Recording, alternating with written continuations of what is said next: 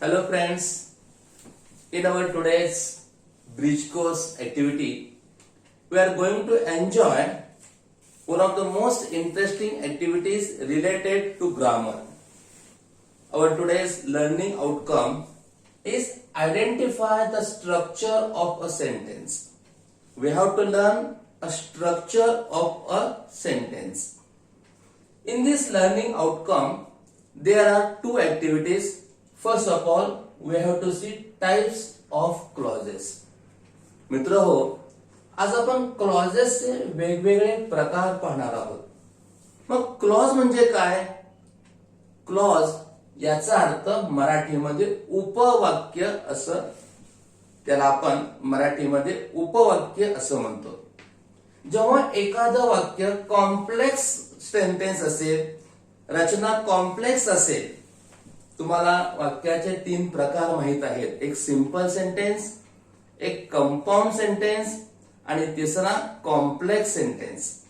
पण complex sentence जेव्हा असतं तेव्हा त्या कॉम्प्लेक्स सेंटेन्स मध्ये दोन किंवा दोनपेक्षा अधिक उपवाक्य असतात आणि या अनेक उपवाक्यांपासून एक मुख्य सेंटेन्स तयार झालेलं असतं. इन शॉर्ट, क्लॉज मीन्स त्या वाक्यातील उपवाक्य. कॉम्प्लेक्स सेंटेन्स मध्ये दोन किंवा दोनपेक्षा अधिक उपवाक्य असतात. मग हा जो क्लॉज असतो त्या क्लॉज मध्ये स्वतःचा सब्जेक्ट असतो आणि त्याचप्रमाणे प्रेडिकेट ही असतो. Clause is having both subject and predicate. आपण ज्यावेळेस एखादं वाक्य लिहित असतो तर आपल्या वाक्यामध्ये काही वेळेस 2 ते 3 फक्त शब्द असतात. काही वेळेस एका ओळीचं आपलं वाक्य असतं, तर काही वेळेस 2 ते 3 ओळीपर्यंत आपलं एक सेंटेन्स जातं.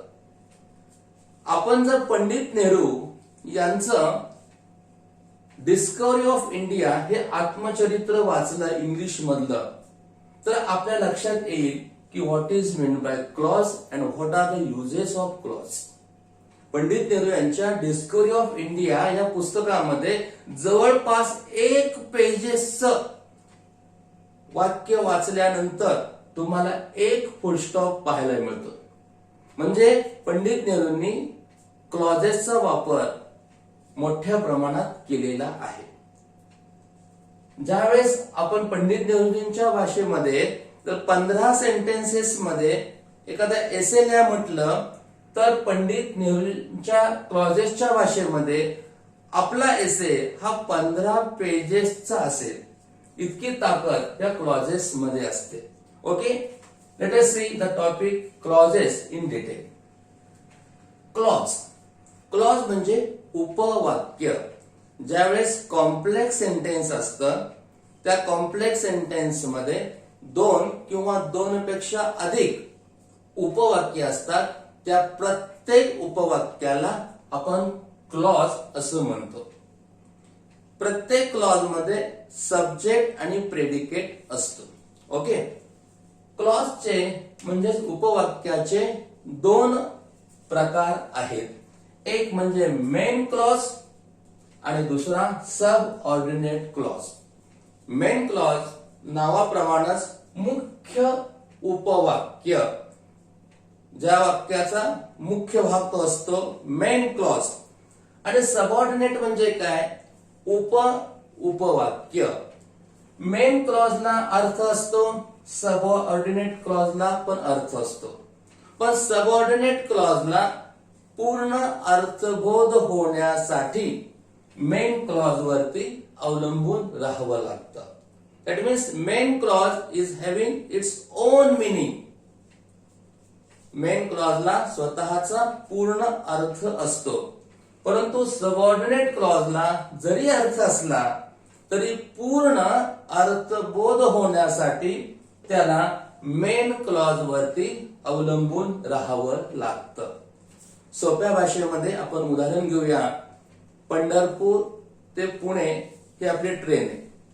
या ट्रेनला कल्पना करा 15 डबे आहेत आणि पुढच्या बाजूला एक इंजिन आहे. 15 डबे आणि एक इंजिन या 16 गोष्टींचे मिळून एक ट्रेन पंढरपूर पुणे तयार होते. यामध्ये मेन आणि सबऑर्डिनेट पाहिलं तर रेल्वेचे डबे हाही क्लॉज आहे आणि रेल्वेचं इंजिन हाही एक क्लॉज आहे. मात्र इंजिन हे मुख्य क्लॉज आहे, कारण इंजिन स्वतः जाऊ शकतं परंतु डबे स्वतः हलू शकत नाही. याचा अर्थ काय? मेन क्लॉज हा स्वतः अर्थपूर्ण असतो आणि सबऑर्डिनेट क्लॉज हा मेन क्लॉज वरती पूर्णपणे अर्थबोध होण्यासाठी अवलंबून असतो. Okay, clauses divided in two parts, main clause and subordinate clause. Subordinate clause. Subordinate clause जेव्हा कॉम्प्लेक्स सेंटेन्स आपण अभ्यासत असतो तेव्हा कॉम्प्लेक्स सेंटेन्स मध्ये येणारा जे सबऑर्डिनेट क्लॉज असतो तो सबऑर्डिनेट क्लॉज तीन प्रकारचा असतो. एक म्हणजे नाउन क्लॉज. जर दिलेला सबऑर्डिनेट क्लॉज नाउनचं कार्य करत असेल तर त्याला आपण नाउन सबऑर्डिनेट क्लॉज असं म्हणतो किंवा सबऑर्डिनेट नाउन क्लॉज असं म्हणतो. त्यानंतर आहे ऍडजेक्टिव्ह क्लॉज. जर सबऑर्डिनेट क्लॉज मध्ये मेन क्लॉज मधील नाउन बद्दल विशेष माहिती सांगितलेली असते. What is mean bye adjective? Adjective means a word which tells more information about noun or pronoun. तर त्याला आपण ऍडजेक्टिव्ह क्लॉज असं म्हणतो. आणि याशिवाय ऍडव्हर्ब क्लॉज, ज्याच्यामध्ये जवळपास 10 उपप्रकार आहेत. यापैकी 4-5 प्रकार महत्वाचे आहेत, ते आपण डिटेल्ड पाहणार आहोत. चला परत पाहूया नाउन क्लॉज. जर दिलेल्या वाक्यामध्ये नाउन बद्दल तुम्हाला माहिती दिलेली आहे तो झाला नाउन क्लॉज. नाउन क्लॉज ओळखण्याची महत्वाची खूण.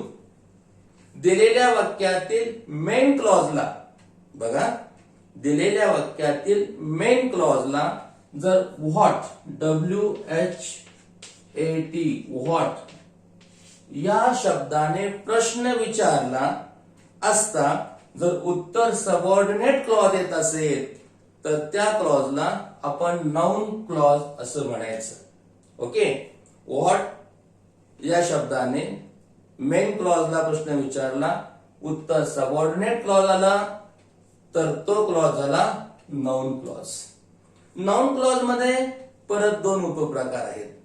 एक noun clause as a subject of verb. Subject of verb म्हणजे वर्बच्या आधी S plus V plus O.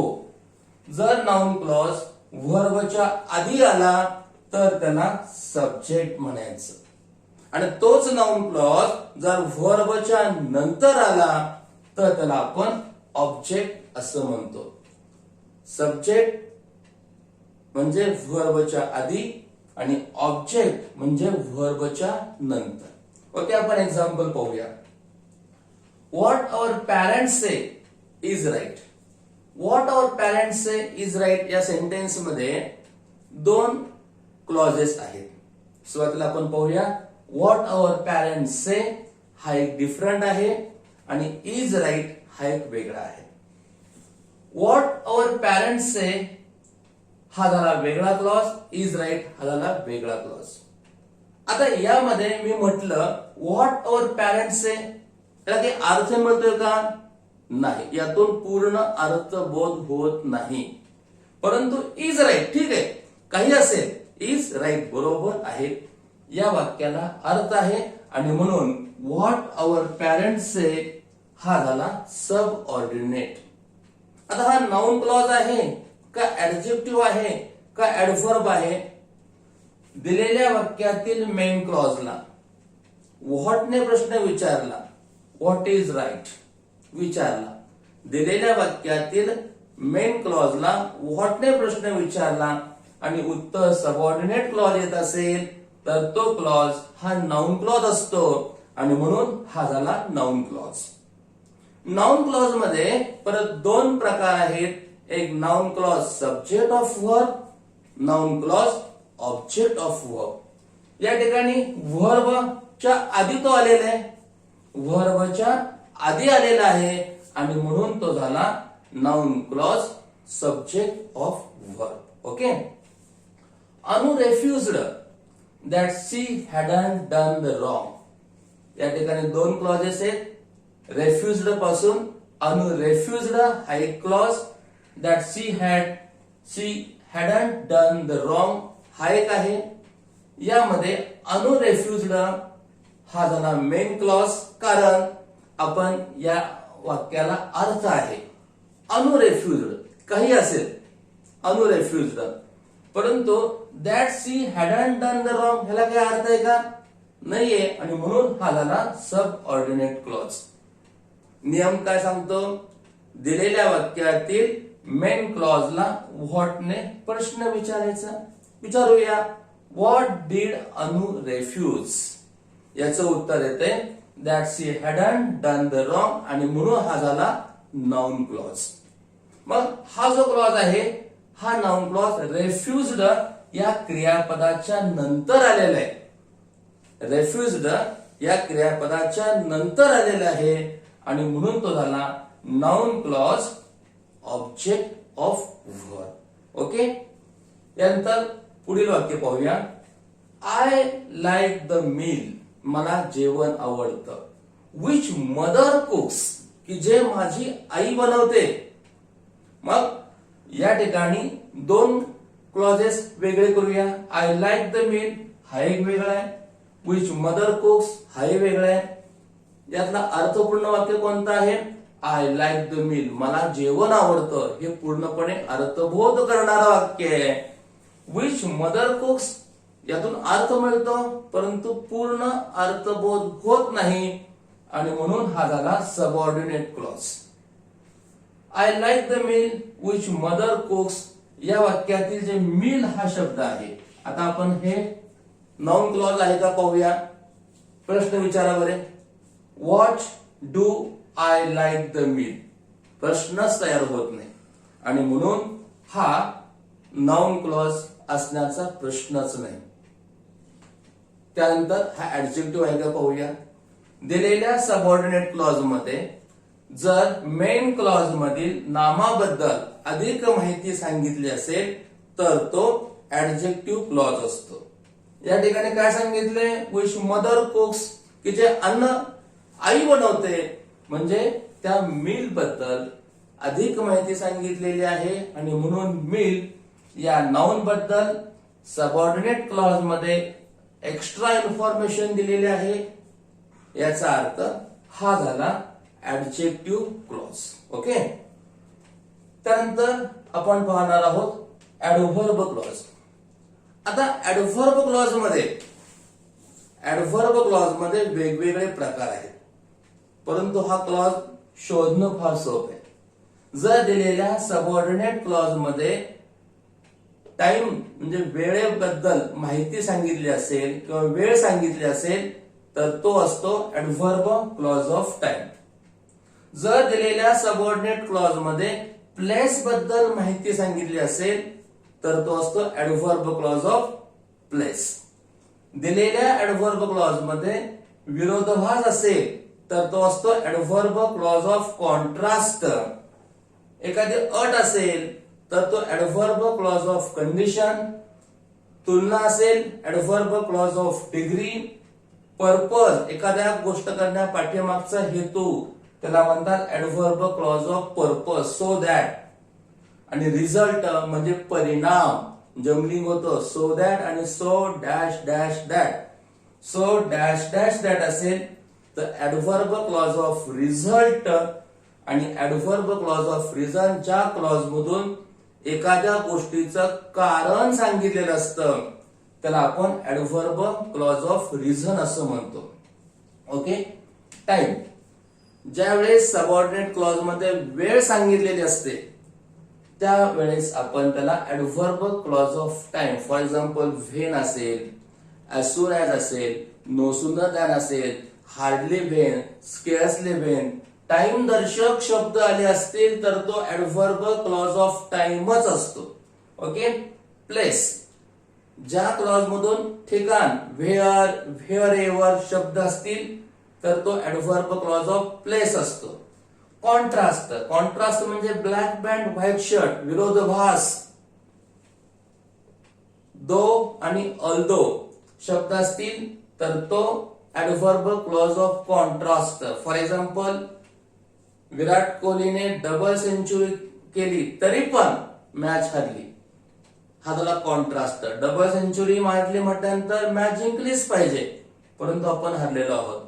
आणि कधी कधी विराट कोहली शून्यावरती आउट झाला तरी पण मॅच आपण जिंकलेली आहे.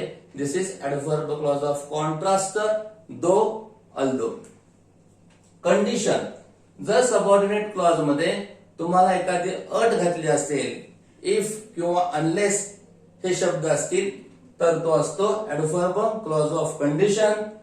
Adverb clause of degree, ER plus than और मोर प्लस दॅन किंवा तुलना असेल तर adverb clause of degree. Purpose आणि रिझल्ट जम्बलिंग करतं. सो दॅट असेल, सो दॅट जोडून आला असेल तर ऍडव्हर्ब क्लॉज ऑफ पर्पज. आणि सो डॅश डॅश दॅट आला असेल तर ऍडव्हर्ब क्लॉज ऑफ रिझल्ट. आणि शेवटचा आहे adverb clause of reason, because, so, as.